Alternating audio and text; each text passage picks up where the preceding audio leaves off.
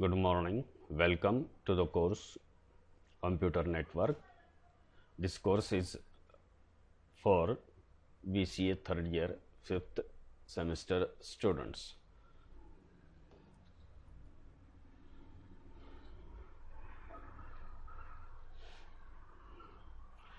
Good morning and welcome to the course Computer Network. This course is designed for BCA third year 5th semester students. So this course consists 4 units. Out of these 4 units, the first unit is related to the introductory concepts of computer network. So in this unit, we are going to cover the basic concept of communication, that is a communication model. So without wasting time, we start the concept of basic communication model. So here on screen, two figures are shown. First figure is related to the general block diagram, and the next figure is related to the simplified model or simplified communication model. So the first figure, that is general block diagram of a communication model, consists 3 different components: source system, destination system, and a transmission system. So the transmission system is a link between a source system as well as destination system. So the transmission system is a medium. Transmission system is a medium through which different systems may communicate. So in communication, a transmission system perform major role, because if we want to perform some sort of transmission from one system to another system, at that time transmission system is needed. Then source system, the source system is referred here, the source system having the capability to generate and transmit data. So any device which is capable to generate data for the intention of transmission is referred as source system. Here source system consists 2 components: one source related to any device, and a transmitter. Through transmitter we are able to convey our data to the transmission system. Similarly, a destination system is having a receiver. Whatever data or signals are generated or transferred from the transmission system, that signals are received with the help of a receiver at the destination system. Again, destination system is any kind of device which is able or capable to receive or generate some sort of data.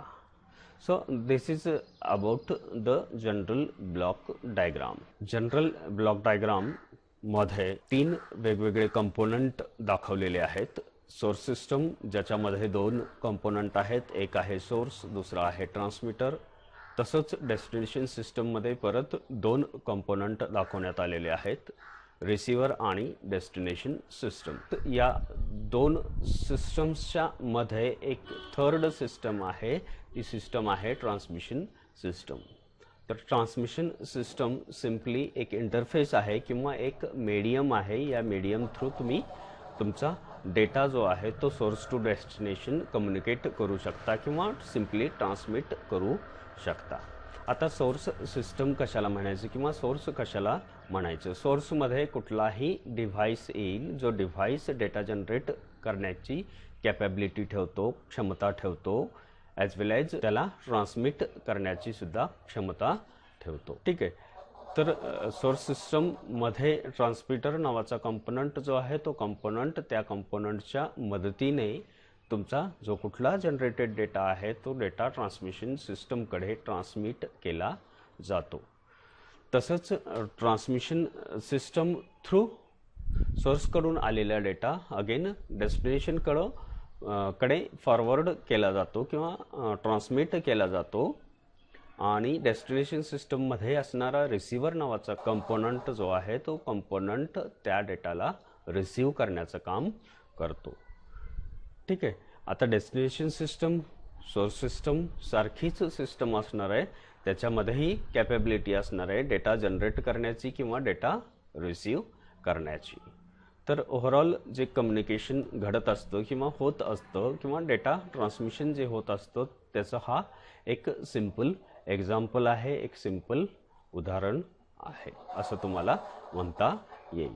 त्याच्यानंतर आपण जाणार आहोत पुढच्या कन्सेप्टकडे, simplified communication मॉडेलकडे. तर simplified communication मॉडेलमध्ये work system दाखवलेली आहे, मॉडेम दाखवलेला आहे, पब्लिक टेलिफोन नेटवर्क दाखवलेला आहे, अगेन मॉडेम दाखवलेला आहे आणि एक सर्व्हर सिस्टम दाखवलेला आहे. तर नॉर्मली सिम्प्लिफाईड कम्युनिकेशन मॉडेल जे आहे ते मॉडेल तुमचं क्लायंट सर्व्हर नेटवर्क जे आहे त्या नेटवर्कमध्ये यूज केलं जातं. Simplified communication model is specially designed for client server system. Here workstation systems म्हणजेच तुमच्या client systems can communicate to server system over some sort of public telephone network. आता इथं पब्लिक टेलिफोन नेटवर्कवरती तुमचे जेवढे काही क्लायंट्स असतील ते कम्युनिकेट करतील तुमच्या सर्व्हरला, ॲज वेल ॲज सर्व्हरसुद्धा अकॉर्डिंगली रिस्पॉन्ड करेल तेवढ्या नंबर ऑफ क्लायंट्सला. ठीक आहे. मग आता इथं पब्लिक टेलिफोन नेटवर्क वापरलेलं असल्यामुळं इथं सिम्पल ट्रान्समीटर किंवा ट्रान्समिशन सिस्टम नाही आहे त्या ठिकाणी, त्याच्याऐवजी मोडेम नावाचा कन्सेप्ट या ठिकाणी इम्प्लिमेंट केलेला आहे. मोडेम कंपोनंट आहे, त्या कंपोनंट म्हणजेच एक हार्डवेअर आहे, त्या हार्डवेअरची एक कॅपेबिलिटी आहे. Simply modem is a device which is responsible for modulation or demodulation of your data. डेटाचं मॉड्युलेशन किंवा डिमॉड्युलेशन करण्याचं वर्क तुमचं मोडेम हा डिव्हाइस करत असतो. किंवा simply modem behaves like a transmitter किंवा simply modem is a transmitter which translates data in one form to another form. In one form in the sense जर तुमचे सिग्नल्स ॲनालॉग असतील तर त्याचं कन्व्हर्जन डिजिटल सिग्नलमध्ये केलं जाईल. डिजिटल फॉर्ममध्ये जर सिग्नल्स असतील तर त्याचं अगेन कन्व्हर्जन जे आहे ते ॲनालॉग फॉर्ममध्ये केलं जाईल. तर बेसिक पर्पज जर तुम्ही या दोन्ही सिस्टम्सचा जर पाहिला किंवा ओव्हरऑल कम्युनिकेशन सिस्टमचा जर पाहिला तर सिम्पली डेटा एक्सचेंज करणे हा याचा पर्पज दिसून येईल. तर जे कुठले कंपोनंट्स आत्ता आपण फिगरमध्ये पाहिले ते या ठिकाणी अगेन डिस्कस केलेले आहेत. तर डेटा ट्रान्समिशन ही टास्क जी आहे, डेटा ट्रान्समिशन टास्क जेवढी इझी आपल्याला वाटते तेवढी इझी नाही आहे. The task of data transmission is not easier to get some idea of the scope of this complexity.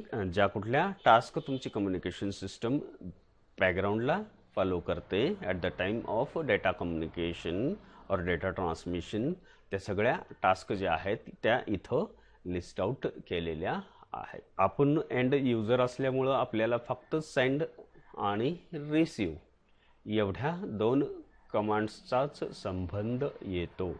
ठीक आहे. एवढ्या दोन टास्कचा किंवा कमांड्सचा संबंध येतो. पण या दोन टास्कच्या सक्सेसफुल इम्प्लिमेंटेशनसाठी, एक्झिक्युशनसाठी बॅकग्राऊंडमध्ये तुमची जी कम्युनिकेशन सिस्टम आहे ती n number of task execute करत असते. म्हणून डेटा ट्रान्समिशन ही टास्क जी आहे ती तेवढी इझियर नाही आहे. बॅकग्राऊंडला या ठिकाणी जे लिस्ट आउट केलेले कंपोनंट्स आहेत किंवा टास्क्स आहेत या टास्क ऑलवेज एक्झिक्यूट होत असतात. त्याच्यापैकी फर्स्ट टास्क आहे तुमची transmission system utilisation. So with the help of transmission system utilization refers the need to make efficient use of transmission facilities that are typically shared among a n number of communicating devices. Number of communicating डिव्हाइसेसमध्ये ज्या कुठल्या transmission facilities तुमची transmission system available करून देते तेवढ्या transmission फॅसिलिटीजचा पुरेपूर वापर, effective utilisation, better utilisation करून घेणे ही एक टास्क आहे आणि ही टास्क तुमचं कम्युनिकेशन मॉडेल जे आहे ते परफॉर्म करतो. Next task is related to interfacing. तर इंटरफेसिंगमध्ये सेंड म्हणतो, रिसिव्हर रिसीव करतो. ठीक आहे. ज्यावेळेस सेंडसारखी कमांड एखादी एक्झिक्यूट करतो तर with the help of that command the user can transmit some sort of information towards the destination. तर डेस्टिनेशन कुठे आहे त्याच्यासाठी प्रॉपर रूट फाइंड करणे, त्या डेस्टिनेशनला कुठल्या एरियामध्ये आहे, कुठल्या कव्हरेजमध्ये आहे, तो नेटवर्कमध्ये कनेक्टेड आहे किंवा नाही याचं डिटर्मिनेशन करणे, एक शॉर्टेस्ट रूट फाइंड करणे अँड इंटरफेस घडवून आणणे. सोर्स आणि डेस्टिनेशनमध्ये इंटरफेस घडवून आणणे for the intention of data transmission किंवा with the intention of data transmission. ही टास्क जी आहे ती सुद्धा with the help of communication system किंवा कम्युनिकेशन मॉडेल बॅकग्राऊंडमध्ये प्रोसेस केली जाते. आणि वन्स इंटरफेस तुमचं एस्टॅब्लिश झालं देन नेक्स्ट टास्क परफॉर्म होते. ती टास्क म्हणजे तुमची सिग्नल जनरेशन. ही टास्क म्हणजे ॲक्च्युली सोर्स आणि डेस्टिनेशन दोघंही ज्यावेळेस इंटरफेसमध्ये येतात they are able to communicate with each other. हे ज्यावेळेस कळतं ॲट दॅट टाईम सोर्स एंडला सिग्नल जनरेट करण्याचं वर्क जे आहे ते स्टार्ट होतं. ठीक आहे. आणि ही टास्क होते with the help of signal generation. Similarly generated signals जे आहेत, सिग्नल्स जनरेट होतात in the sense suppose information बरीचशी आहे, 100 MB इन्फॉर्मेशन आहे सपोज. ठीक आहे. आणि ती तुम्हाला ओव्हर नेटवर्क ट्रान्समिट करायची आहे. At that time entire information at once कधीही ट्रान्समिट केली जात नाही. त्या इन्फॉर्मेशनला n नंबर ऑफ फ्रेम्समध्ये डिव्हाइड करावं लागतं किंवा n नंबर ऑफ मेसेजेसमध्ये त्याला डिव्हाइड करावं लागतं, त्याला फॉर्मॅट करावं लागतं, त्याला अलाइन करावं लागतं, अरेंज करावं लागतं, त्याला नंबरिंग करावी लागते. त्याच्यामध्ये चेक बिट्स असतील, प्रायोरिटी बिट्स असतील. ठीक आहे. हे अशी इन्फॉर्मेशन ॲड करावी लागते. Source address, destination address. ठीक आहे. जे कुठले मेसेजेस, पॅकेट्स, फ्रेम्स जनरेट होतात त्याच्यामध्ये ही सगळी इन्फॉर्मेशन अपेंड केली जाते आणि तिथं जो डेटाचा सेगमेंट असतो त्या सेगमेंटमध्ये तुमचा डेटा जो आहे तो डेटा प्लेस केला जातो. ठीक आहे. तर ही टास्क जी आहे ती आफ्टर सिग्नल जनरेशन परफॉर्म केली जाते. Then next task is exchange management. In exchange management security related things are implemented. Security related things means in some network based applications timing signals are there. म्हणजे काही applications जर तुम्ही पाहिलात तर त्या ठिकाणी तुम्हाला सिग्नल जे आहेत ते पर्टिक्युलर टाईममध्येच सेंड रिसीव्ह झाले पाहिजेत. आणि जर टाईम एलॅप्स होत असेल किंवा सिग्नल्स जर लेट येत असतील, ठीक आहे, तर तशा सिच्युएशनमध्ये तुमचा रिसिव्हर कधीही ते सिग्नल ॲक्सेप्ट करत नाही. ठीक आहे. म्हणजे फॉर एक्झाम्पल तुमचे बँकिंग ट्रान्झॅक्शन्स, बँकच्या अकाउंटमध्ये आपण लॉग इन होतो आयडल स्टेटमध्ये. सपोज एक 2 मिनिट आपण स्पेंड करतो. त्या त्यावेळेस ऑटोमॅटिकली आपल्याला आपल्या अकाउंट एरियामधनं बाहेर काढलं जातं, लॉगआउट केलं जातं, ॲटो लॉगआउट केलं जातं. कारण त्या within that 2 minutes we are not performed any activity. तसंच दुसरं एक्झाम्पल जर पाहायचं म्हटलं की ATM मशीन आहे तुमची, जिथून तुम्ही कॅश विड्रॉ करता. तुम्ही काहीतरी अमाऊंट त्या ठिकाणी प्लेस करता, अमाऊंट त्या ठिकाणी डिमांड करता. त्याच्यानंतर ठराविक टाईम पिरियड असतो 30, 40, 50 सेकंड्सचा. त्याच्यामध्ये तुमच्या अकाउंटमध्ये तेवढी अमाऊंट आहे अवेलेबल किंवा नाही हे चेकआउट केलं जातं. ते बॅकग्राऊंडला ह्या प्रोसेसेस एक्झिक्यूट होत असतात. जर असेल अमाऊंट जी आहे ती तुमच्यासाठी अवेलेबल करून दिली जाते, नसेल तर त्या ठिकाणी एक सिम्पली मेसेज डिस्प्ले होतो. पण असं कधीही होत नाही की मी अमाऊंट एकदा एंटर केली विड्रॉवलसाठी की अर्ध्या तासाने मला मेसेज आला की तुमच्या अकाउंटमध्ये बॅलन्स नाही आहे. असं कधीही होत नाही. किंवा हाफ आवर नंतर तुम्हाला तुमची कॅश मिळते, असं कधीही होत नाही. कारण त्या ठिकाणी रिक्वायरमेंट तशी आहे. हे सगळे सिग्नल्स जे आहेत ते टाईम बेस्ड सिग्नल्स आहेत. ठीक आहे. तर नॉर्मली मॉनिटरी ट्रान्झॅक्शन्स त्या ठिकाणी असतात. त्या ठिकाणी एक्सचेंज मॅनेजमेंट नावाची जी टास्क आहे त्या टास्कचा खूप इम्पॉर्टंट रोल आहे. ठीक आहे. त्याच्यानंतर नेक्स्ट आहे एरर डिटेक्शन अँड करेक्शन. तर ही टास्कसुद्धा थ्रू कम्युनिकेशन मॉडेल एक्झिक्यूट केली जाते एव्हरी टाईम ज्यावेळेस तुम्ही कम्युनिकेशन करत असता किंवा डेटा ट्रान्सफर करत असता. At that time error detection correction त्या ठिकाणी ह्या रुटीन्स ज्या आहेत त्या कंटिन्युअसली वर्किंग कंडिशनमध्ये असतात. म्हणजे तुमचे जे फ्रेम्स अराईव्ह होणार आहेत किंवा तुमचे जे डेटा पॅकेट्स अराईव्ह होणार आहेत त्याच्यामध्ये जे पायरिटी बिट्स आहेत किंवा तुमचे CRC सायक्लिक रिडंडन्सी चेक नावाचा एक कन्सेप्ट आहे ते आहे, त्याचा डेटा अनालाइज केला जातो. त्याच्यामध्ये थोडंही अल्टरेशन दिसलं की तो पॅकेट पर्टिक्युलरली फॉल्टी आहे असं कन्सिडर केलं जातं आणि सोर्सकडे अगेन त्या पर्टिक्युलर पॅकेटसाठी डिमांड टाकली जाते. थोडक्यात जरी आपण ट्रान्समिट जरी म्हटलं किंवा सिम्पली सेंड जरी म्हटलं तरी बॅकग्राऊंडला ह्या अशा काही रुटीन्ससुद्धा फॉलोअप घेत असतात. डेटा तुमचा करेक्ट फॉर्ममध्ये किंवा ॲज इट इज फॉर्ममध्ये रिसीव होतोय किंवा नाही. ज्या फॉर्ममध्ये तुम्ही सेंड केला त्याच फॉर्ममध्ये, त्याच वेमध्ये, त्याच ऑर्डरमध्ये ॲट डेस्टिनेशन एंड तो डेटा रिसीव झाला पाहिजे. ठीक आहे. त्याच्यानंतर the last task that is controlled by your communication model, that is the flow control.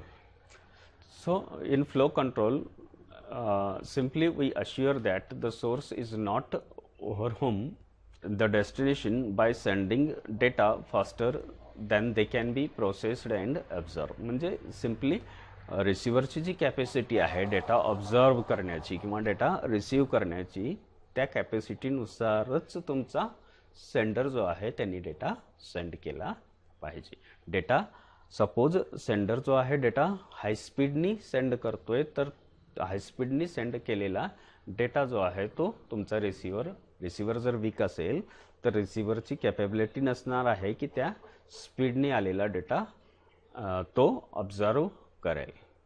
ठीक आहे. मग फ्लो कंट्रोलच्या ज्या कुठल्या रुटीन्स आहेत with the help of that routines या ठिकाणी एक सिंक्रोनायझेशन मेंटेन केलं जातं. डेटा फ्लो जो आहे between source and destination maintain केला जातो. मला वाटतं एवढं सफिशियंट आहे कम्युनिकेशन मॉडेल समजण्याकरिता.